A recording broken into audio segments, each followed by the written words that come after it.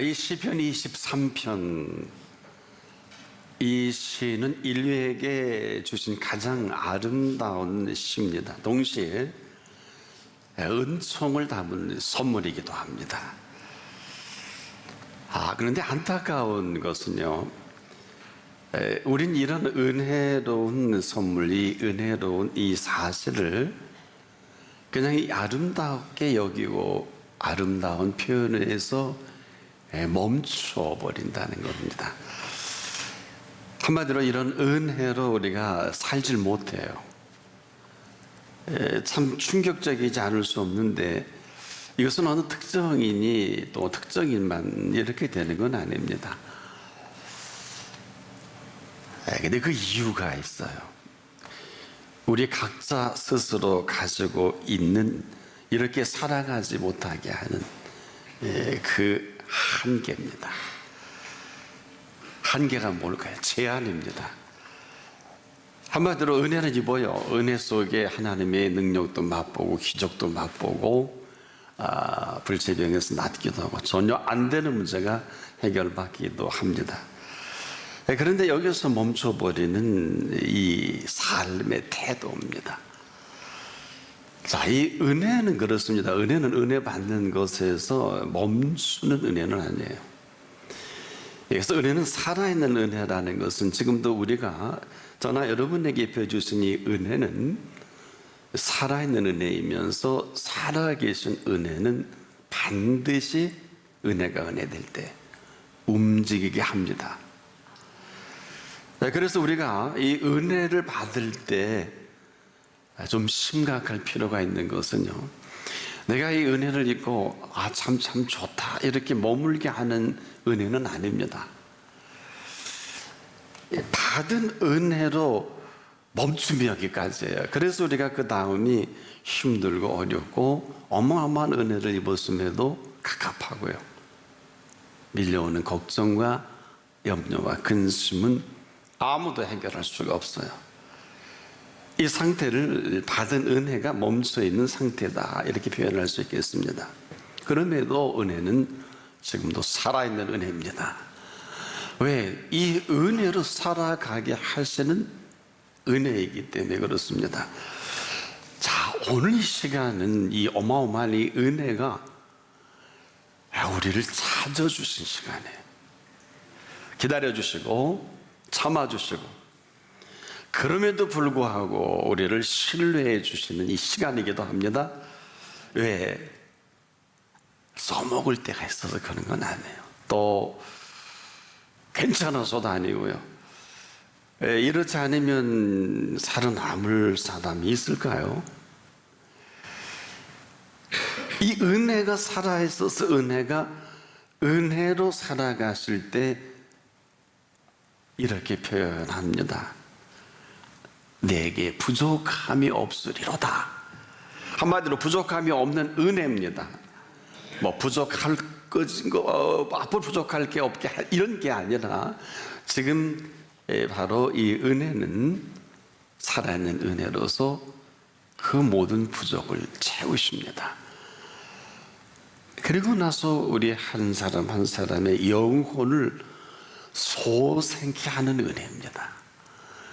이 소생케 한다는 게 어마어마한 얘기입니다. 거의 죽어가다가 다시 살아나는 것을 말해요.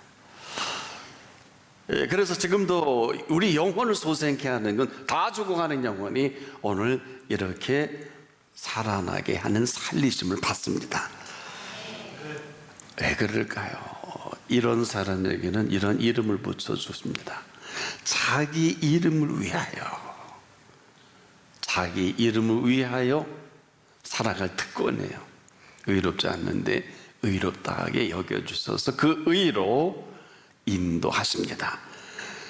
그 정도가 아니라 이 이름에 걸맞게 이 사실이 분명할 때 언제나 푸른 초장이고 언제나 푸른 풀밭이요 쉴만한 물가에서 살게 합니다. 자, 이 사실은 옆에 어려움이나 힘듦이나 이런 일이 없는 게 아니에요. 분명히 푸른 초장과 쉴만한 물가가 틀림없는데 사망이 음침한 골짜기이기도 해요. 교회 안에서 어마어마한 사기도 당하고 거짓말하는 사람도 만나고 별별 일이 다 벌어지죠. 어떤 사람은 또 함께 사업하다 망하는 분도 있고 잘 되는 분도 있고 한데, 교회에서 우리가 분별 없이 살다가 이건 뭐야, 교회는 다 천국 갈 사람들만 있는 줄 알았는데, 나를 어렵게 할 수 있는 얼마든지, 이것이 푸른 초장과 쉴만한 물가는 틀림없는데 그 사이사이에 사망의 엄청난 골짜기도 있단 말입니다. 그래서 우리가 이 사실 속에서 조금 민감하고 이 사실 속에서 분명할 필요가 있어요.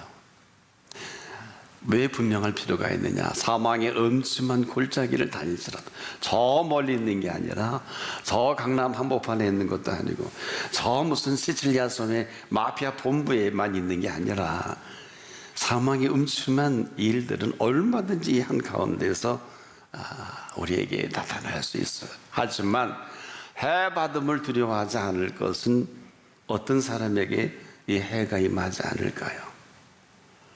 그럼에도 불구하고, 어떤 상황 속에서도 불구하고 그분과 함께 하시는 그분이어야 합니다. 이게 무슨 얘기냐 하면은요, 우리는 사람이 좋아 보이고 괜찮아 보이고 또 훌륭해 보이면 빠져버려요. 이 얘기가 무슨 얘기냐? 우리는 여기 사람 만나러 온 것도 아니고 뭐 투자 때문에 온 것도 아니고 도와주러 온 것이 아니라, 저나 여러분은 하나님 앞에 부르심을 입은 사람들입니다. 그분과 함께 하십시오. 또 함께 하셔야 합니다. 함께 하는 이 일로 중요한 일은 그분께 여쭈어야 하는데 여쭙질 않더라고요. 꼭 여쭈시길 바랍니다. 그러면 그분께서 지팡이와 막대기가 있어요. 어제 그분의 초점이 맞춰지면 지팡이를 인도해 주시는 것인데, 여기서 딴짓하면 막대기를, 전능하신 막대기로 사정없이 그 모든 것에서 개입해 주실 것입니다. 그런데 또 놀라운 사실은 우리에게 끊임없이 우리를 또 눌리는 게 있어요. 원수의 목전입니다. 멀리 있고 우리나라와 원수되는 대상을 말하는 게 아니라, 여러분, 원수가 어디에 있나요? 아니, 누굽니까? 네 집안 식구이리라. 아마 원수를 집안 식구이라고 하는 분은 예수님밖에 없을 거예요. 이렇게 우리가 사회를 몰라요. 아무리 사회학의 권위자도 이 사실을 몰라요. 뭐 사회가 어떻고 이데올로기가 어떻고 뭐 사회 뭐 별별 소리를 다 아는데, 원수는 바로 네 집안 식구이다. 굉장히 심오해서 아무나 아멘도 못하고요, 아무나 이 뜻을 정리하기 힘들어. 내 그런 사랑하는 아내와 남편이 원수란 말이야, 내 자식이 원수란 말이야, 부모가 원수란 말이야, 이렇게 곡해합니다. 그러나 이 분명한 사실은, 원수가 내 집안 식구이리라 했던 이 이유 중에 하나는, 그 가족 가운데 한 사람이 하나님의 뜻 가운데 서기만 하면 나머지는 반대급부가 돼요. 어제까지도 그렇게 부모, 자식, 부부, 형제가 그렇게 우애가 좋다가도 하나님의 뜻을 나타내고 하나님의 뜻이 이루어질 때는, 나 믿어봤는데, 기도해봤는데 그거 아닌 것 같아. 앞서가지 마라. 내가 장로야 이놈아, 내가 너를 키웠어. 나 기도해보고 나 다 했는데 너 그거 아니야. 기도하고 그랬으면 좋겠는데, 이런 일들이 우리 주변에 얼마든지. 그렇게 사랑하는 아내가 어느 날 하나님의 인도를 받는다고 하면 남편 돌아서 버리는 경우가 허다합니다. 이것은 사실 영적인 일이기 때문에 우리가 이렇게 쉽게 말할 수 있는 것은 아닌데, 분명한 것은 우리가 하나님의 말씀과 인도를 받고 살길, 가장 가까이 있는 사람이 가까이 있는 이 모든 것들이 반대급부가 돼요. 막 경험하신 분도 있을 거고, 앞으로도 하나님의 뜻을 이루고자 하는 사람들의 첫 번째 주의사항이, 그렇다고 여러분 은혜 받았어, 어쩐지 오늘 너는 나의 왼수다, 이렇게 하라고 하는 거 아니에요. 아주 분별의 있기를 축복합니다. 너무너무 중요한 제 얘기가 아니라 예수님께서 우리에게 이 심각한 이 부탁은 이건 보통 심각한 게 아닙니다. 근데 이 원수의 목전에서 어떻게 해야 자유로울 수 있을까요? 잘 들으십시오. 원수는 원수를 갚을 대상이 아니라 원수는 그 원수 앞에 상을 베푸시는 은혜입니다. 이게 무슨 얘기냐면 그럼에도 불구하고 그가 은혜가 은혜 될 때 그에게 상으로 대신하게 하시는 원수입니다. 아니 원수의 목전이라고 할게요. 그러니까 이것은 굉장히 심각한 겁니다. 우리가 그가 은혜가 은혜되는 그 은혜의 자리에 놀랍도록 하나님은 그에게 상으로 응답하면서 그 원수의 목전에서 상을 베푸고 이것이 원수를 갚는 거지요. 우리가 지금도 늘 그분 앞에 하는 것은 저나 여러분이나 늘 그런 그분께서 기름을 부어주셔야 돼요. 이 기름 부음 받지 못하면 설교도 성도로 살아가는 것도 하나님의 뜻을 이루는 것도 매우 힘들어요. 윤활유 정도가 아닙니다. 이것은 지금도 우리의 권위와 위상이에요. 이것은 만들어 주신 권위와 위상으로 저나 여러분이 살아가게 하실 위상과 권위입니다. 그래서 이것이 계속 채워지면 입을 열어서 원수 갚고 화나고 속상하고 살기 힘들어 이런 얘기가 아니라 기름 부음을 받으면 내 잔이 넘치나이다. 내 잔이 넘치나이다. 그래 이 사실로 우리가 살아가는 삶의 현장에 선하심과 인자하심으로 그냥 드러나는 것을 경험하게 하거든요. 이것이 무슨 대단한 형이상학적인 것이 아니라 이 사실이 사실이 될 때 그 사람은 이렇게 말을 할 것밖에 없어요. 너무 좋아서 성령 내가 여호와의 집에 영원히 거하리로다. 그러니까 자기의 고백입니다. 이유는 그렇게 살게 하신 은혜를 맛보고 살아가게 하시는 은혜가 은혜될 때. 자, 살아가는 은혜가 아니에요. 살아가는 은혜가 살아계심이 살아가게 하시는 그 은혜입니다. 여호와는 나의 목자시니 내가 부족함이 없으리로다. 아름답고 참 아름다운 시어이기도 하고 말씀이기도 함에도 불구하고 사실은 우리를 이렇게 지금 채워주고 계시는 것을 말합니다. 이렇게 해야 되는 게 아니에요. 이렇게 살아야 되는 게 아니라 이렇게 살게 하시는. 그래서 내가 여호와는 정말 나의 목자이시 분명하셔. 그래서 내가 부족함이 없도록 나를 채워주시고 부어주셨어. 이 사실이 사실이니까 내가 여호와의 집에 영원히 거하리로다. 오늘이 이런 오늘입니다. 이런 오늘을 저와 여러분에게 불러주신 이 자리입니다. 중요한 것은 이렇게 사는 것도 내가 하고요, 이렇게 살지 못하는 것들은 내가 합니다. 모든 건 다 열려 있어요. 하나님이 해주시는 게 아니에요. 그 문에 들어가는 것 내가 들어가요. 내가 들어가기 전에는 절대로 들어가게 하시는 것이 아닙니다. 우리 정리해 보자고. 믿음은요, 들어가게 하는 믿음입니다. 들여 보내주시는 게 아니에요. 내가 믿고 내가 들어가는 것이거든요. 자, 보십시오. 무리를 걷는 것은 누가 걸어요? 내가 걸어야 돼요. 걷게 하시는 것이 아닌데 우리는 지금도 자꾸 엉뚱한 생각, 엉뚱한 소리 합니다. 아마 걷게 하시겠지 뭐 이건 절대 아니에요. 다시 정리해 볼게요. 물 위를 걷는 것은 걷게 하시는 것이 아니라 내가 걷습니다. 예수님이 걸어가시는 게 아니에요.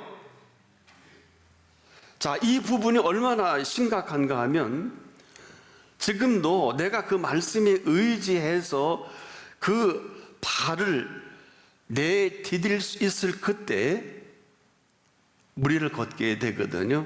자, 여기서 우리가 이 부분이 혼란스러운 것은 무리를 걷게 하시는 줄 알고 기다립니다. 언젠가는 걷게 하시겠지. 평생을 기다려도 이런 시간은 오지 않습니다.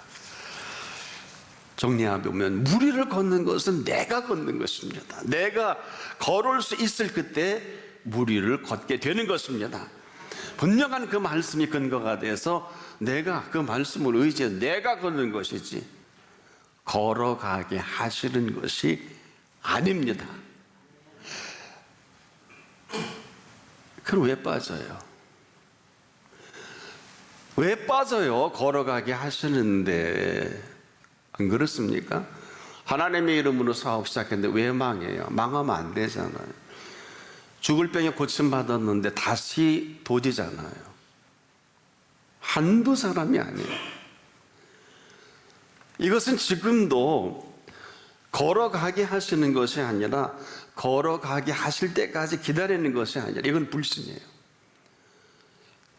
믿고 들려오는 그 말씀에 의지해서 물 위를 내가 걷는 것을 말합니다.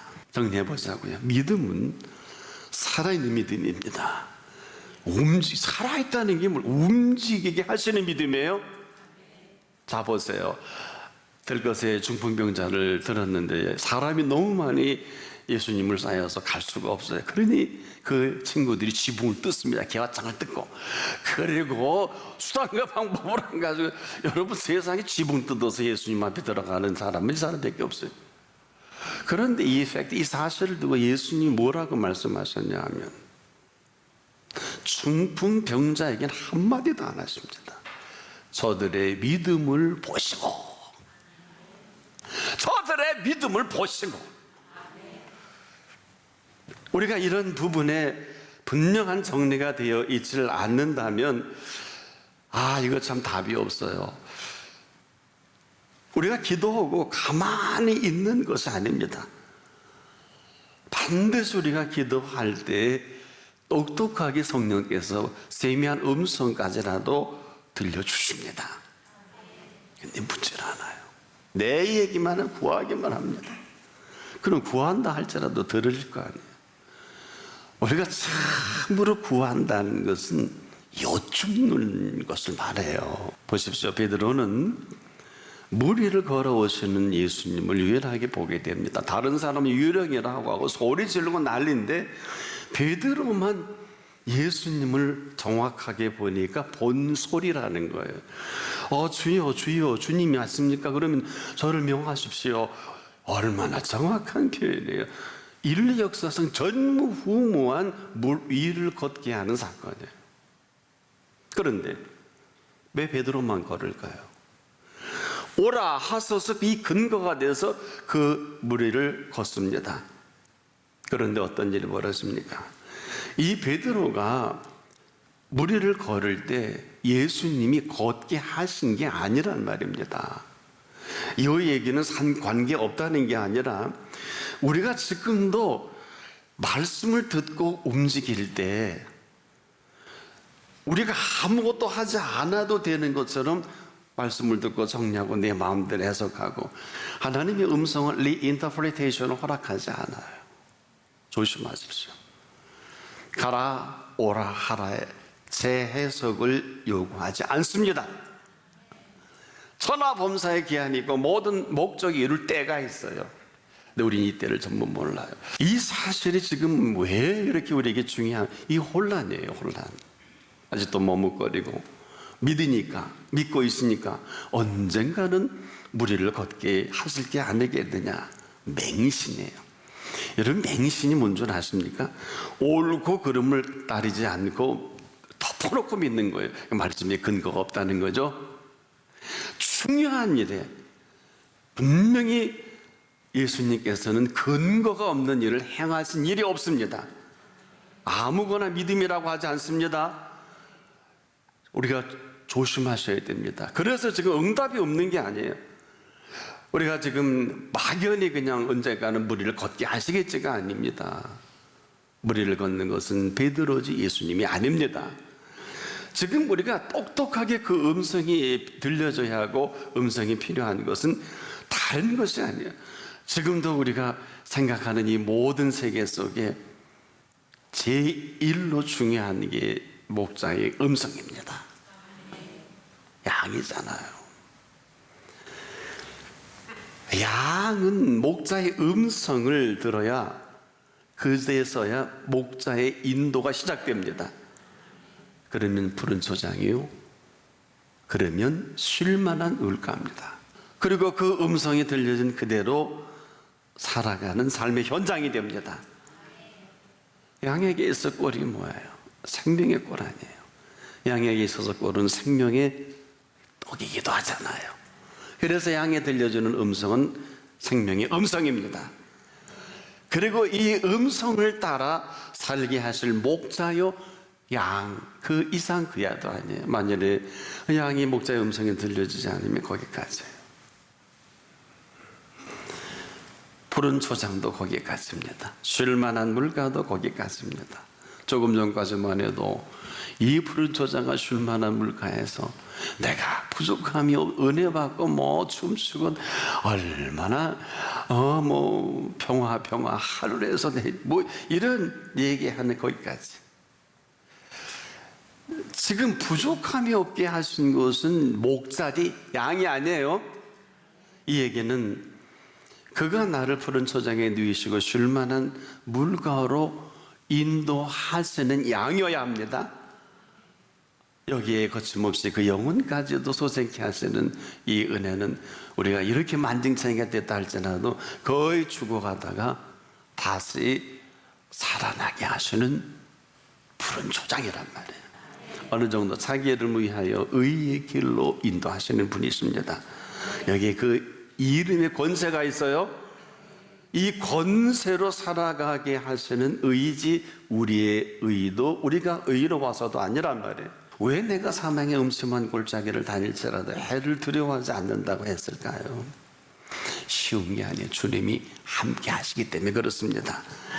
이 삶의 현장 가운데 지금도 우리가 이 얘기는 사망의 음침한 골짜기보다 더 심각한 게 주께서 함께 하심이라는데, 이 말이 우리에게 크게 안 들려지면은요 소홀하게 돼요. 그 어느 일인지 소홀하면 끝입니다. 때문에 우리가 과연 그 현장마다 그분이 함께 하시는 그 함께 하심으로 결정을 내릴 것인지 아닐 거야라고 소홀함으로 하면 천길만길 벼랑밖에 준비되어 있지 않아요.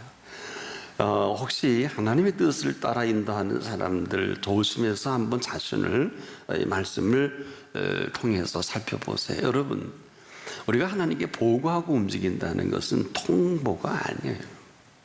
하나님 어디 가겠습니다, 통보하라는 게 아니라 하나님께 물으라는 건데, 왜 물으라고 하면 그거 가면 뒤집어지거든요. 가면 큰일 나거든요. 근데 우리는 몰라요. 우리에게 사망의 음침한 골짜기 가운데서도 오직 그분이라면 그분은 지팡이와 막대기가 있잖아요. 지팡이는 인도입니다. 막대기는 전능하신 막대기로 후려치실 것입니다. 누가 감당할 수 있을까요? 아무도 이 전능의 막대기는 뭐 속된 말로 뼈도 못 추릴 거예요. 믿으시길 바랍니다. 원수 갚는 것이 저나 여러분에게 있지 않고 원수의 목전에서 오늘도 상을 베푸시는 원수의 목전입니다.